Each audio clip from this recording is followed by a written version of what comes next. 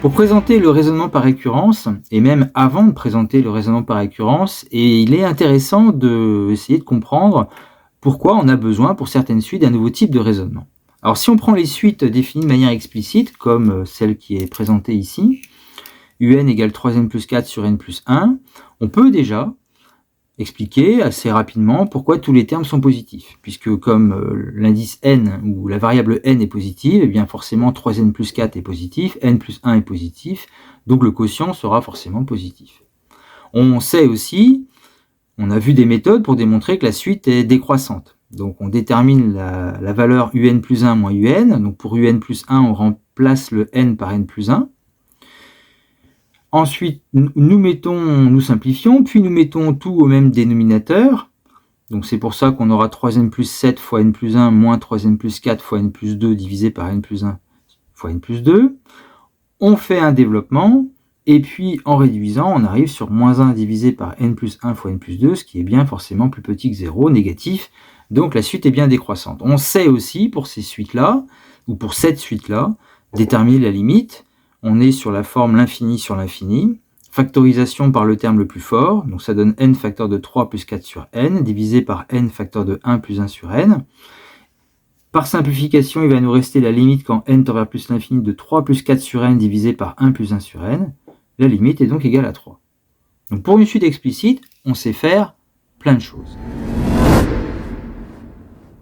Alors avec des suites définies par récurrence, on va observer des phénomènes qui vont justement amener à mettre en place cette nouvelle forme de démonstration qu'on appelle la démonstration par récurrence. Prenons la suite définie par u0 égale 100 et la relation de récurrence un plus 1 égale 0,001 un carré plus 0,9 un moins 0,02. Alors à la calculatrice, on peut observer déjà les 100 premiers termes, en tout cas les 101, puisqu'on va de U0 jusqu'à U100. Donc je vous montre les résultats ici. Je fais défiler et on voit que les premiers termes, même en allant jusqu'à U100, on voit les valeurs et on voit que les valeurs sont positives. Alors certes, ça décroît, ça diminue, mais au moins jusqu'à U100, c'est positif. Et à un moment donné, elle va passer dans les négatifs. Si on va un peu plus loin, voilà, à U indice 124, on arrive sur des valeurs négatives. Donc, ce qui fait que on observe qu'on a ici une suite dont les termes de U0 jusqu'à U100 sont positifs, mais à un moment donné, on a une suite qui devient, ou en tout cas fait apparaître des termes négatifs.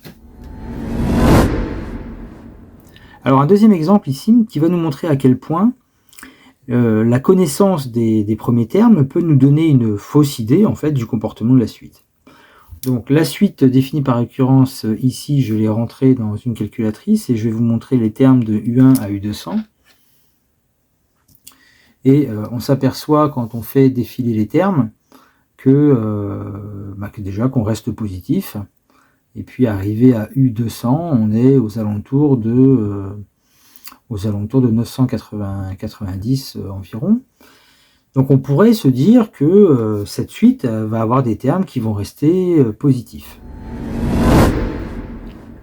Sauf que dans cet exemple, eh bien, on s'aperçoit qu'en allant plus loin dans la liste, plus loin dans la suite, donc là je suis à l'indice U828, donc c'est des termes qu'on n'a pas l'habitude de calculer, mais on voit en fait qu'on arrive sur des termes qui deviennent proches de 0, et même à un moment donné, on arrive sur un terme qui va être négatif. Les suivants ont l'air d'être négatifs, sont négatifs. Qu'en sera-t-il du reste? Finalement, on ne peut pas trop le savoir, même avec une calculatrice, même avec un ordinateur, puisqu'il y a une infinité de termes dans la suite. On ne peut pas vraiment avoir une idée du comportement de la suite de manière générale, en tout cas quand n va devenir de plus en plus grand notamment. Donc ce qui fait que ces exemples nous montrent que les premiers termes peuvent nous donner des renseignements sur une suite, mais ne permet pas de savoir s'il en sera de même pour le reste.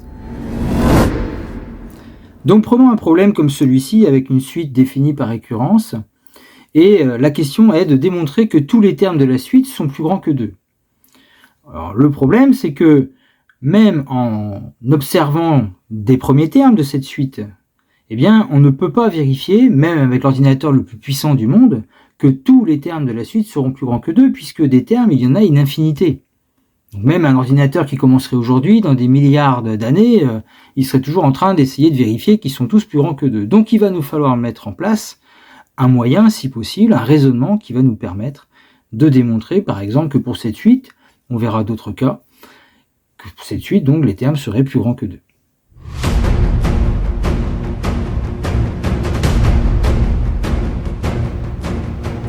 Nous allons donc travailler sur un nouveau raisonnement qu'on appelle le raisonnement par récurrence à travers la situation présentée ici.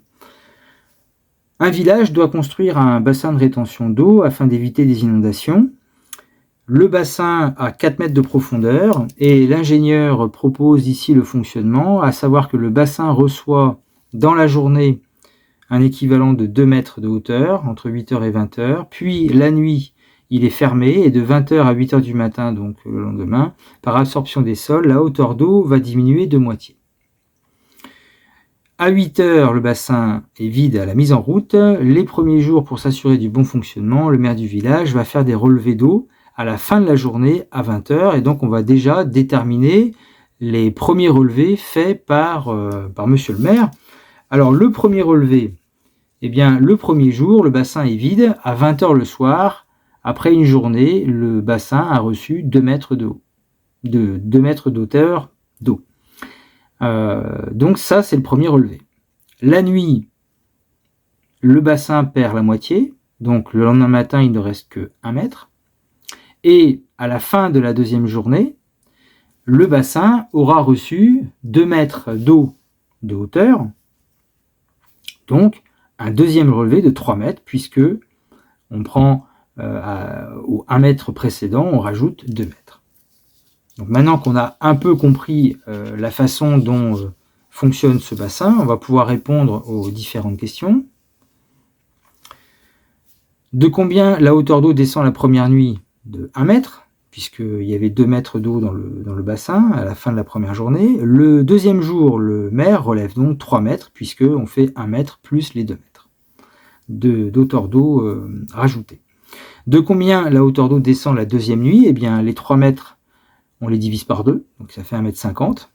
Et donc, le troisième jour, il y aura dans le bassin, le maire en tout cas, va relever une hauteur d'eau de 3,50 m, puisque on va faire 1,50 m plus 2 mètres. Le quatrième jour, même principe, des 3,50 m de la veille, la moitié disparaît, donc il va rester 1,75 m, plus 2 mètres d'eau rajoutés, ce qui fait 3,75 m. Ce qui fait que déjà le quatrième jour, après la mise en route, pour un bassin qui a une hauteur maximale de 4 mètres, on est déjà à 3,75 m. Donc le maire se pose la question, le bassin a de fortes chances de déborder, oui ou non. Donc il contacte l'ingénieur, et l'ingénieur lui répond qu'il n'y a pas de panique à avoir. Si un relevé est inférieur à 4 mètres, il en sera de même du suivant. Donc on va essayer d'expliquer pourquoi on a ce phénomène, que si un relevé est plus petit que 4, le suivant aussi. Alors pour l'instant, notre hauteur d'eau d'un certain relevé, on va l'appeler x, et du coup, la hauteur du relevé suivant se calcule en faisant x sur 2 plus 2. On rappelle l'exemple ici, pour passer du 3e au 4e jour, on a fait 3,50 m divisé par 2, et puis on a rajouté 2. Donc ici, on a le même principe. Alors maintenant, si on prend ce que raconte ici l'ingénieur, eh bien, si le relevé précédent est plus petit que 4, eh bien, par des transformations sur les inégalités, donc on multiplie par 1,5, ça fait x sur 2 plus petit que 2, puisque 4 fois 1,5, ça fait 2. En rajoutant 2 de chaque côté, ça fait x sur 2 plus 2, et plus petit que 2 plus 2, ça fait 4. Et par ces transformations, on réussit à expliquer que si x est plus petit que 4, donc si un relevé est plus petit que 4, le suivant qui s'écrit x sur 2 plus 2 sera aussi plus petit que 4. Donc l'ingénieur a raison de dire que si un relevé est plus petit que 4, le suivant le sera forcément. Ça veut dire que, puisque le quatrième relevé est à 3,75 m, qui est plus petit que 4, le cinquième, c'est même pas la peine de le calculer, il sera forcément plus petit que 4. Du même pour le sixième, et puis ainsi de suite.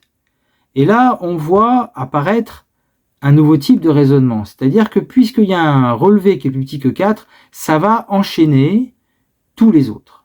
Tous les autres vont forcément être plus petits que 4, puisqu'il y en a un qui est plus petit que 4, le suivant le sera aussi. Donc finalement, le maire du village, il n'y a pas besoin d'être inquiet. Et même, de quel relevé le maire avait-il besoin? Juste du premier.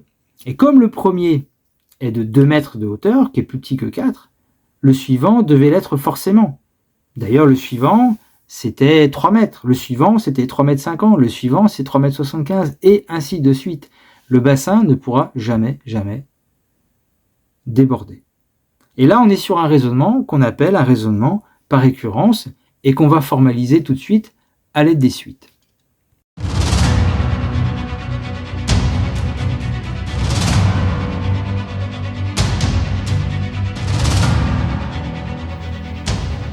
Donc dans notre exemple, on va appeler UN la hauteur d'eau du nème relevé. Donc le premier relevé, c'était 2 mètres. Le deuxième relevé, c'était 3 mètres. Le troisième relevé, c'était 3 mètres 50. La relation de récurrence entre le terme UN et le terme UN plus 1, eh bien, le relevé suivant, c'était le relevé précédent divisé par 2 plus 2. Donc ça va s'écrire UN plus 1 égale UN divisé par 2 plus 2. La question posée par le maire, tous les relevés seront-ils plus petits que 4? Avec les suites, ça s'écrirait, la question est, pour tout n supérieur ou égal à 1, a-t-on tous les termes plus petits que 4? Peut-on s'en assurer sans pour autant tous les calculer? Et là, le raisonnement mis en place est le suivant. Et s'écrit de cette manière-là. De quoi avons-nous eu besoin? D'un premier terme, d'une première caractéristique validée, U1 plus petit que 4, c'est ce qu'on appellera l'initialisation. Et ensuite, d'une hérédité, c'est-à-dire d'une transmission de caractéristiques, qui est, en traduction littérale, si un certain relevé est plus petit que 4, il en est de même du suivant, et qui va s'écrire à l'aide des suites, si pour un certain rang UN est plus petit que 4, alors UN plus 1 sera plus petit que 4. Et cette hérédité, c'est ce qui a été montré à l'aide de la lettre X dans la partie précédente, où on avait dit que si X est plus petit que 4, X sur 2 plus 2 est plus petit que 4. Et là, c'est le phénomène d'hérédité. Les deux ensemble, ici, entre l'initialisation et l'hérédité, vont créer ce qu'on appelle le raisonnement par récurrence et vont valider la réponse. Effectivement, tous les termes sont plus petits que 4 à partir du rang 1. On peut illustrer ça avec un effet qu'on appelle un effet domino, c'est-à-dire que dans une suite de dominos, pour que tous les dominos tombent, il y a 2 conditions, c'est que déjà le premier tombe, et ensuite il faut qu'il y ait un enchaînement qui est que si un certain domino chute, il faut que ça entraîne la chute du suivant. On a ici une certaine hérédité aussi dans ce phénomène.